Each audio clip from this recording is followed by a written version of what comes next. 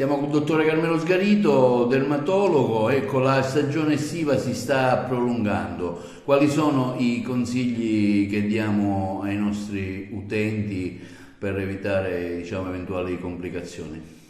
Ma la stagione estiva è proprio quasi nel suo pieno, si può dire, perché le temperature che si registrano da qualche settimana a questa parte sono temperature tipicamente estive, per cui il rischio è uno, che la gente sottovaluti il fatto che ci siano 30 gradi circa e quindi magari si rechi al mare,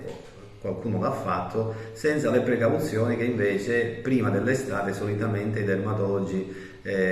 dicono di fare, cioè mettere in atto le misure di prevenzione con le creme per schermare appunto i raggi ultravioletti. Per cui in questo, chiamiamolo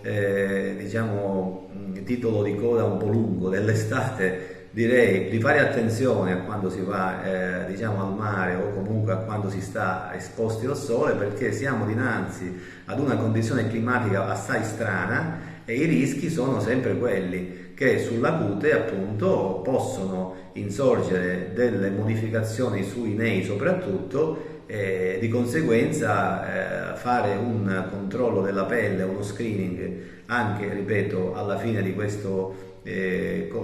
coda dell'estate può servire proprio per eventuali diagnosi precoci di situazioni più o meno importanti. Quindi occhio sempre attento alla pelle e una visita dermatologica preventiva è sempre importante. Come si ci prepara anche all'arrivo dell'inverno? Questi sbalzi di temperatura che presto hanno annunciato che saranno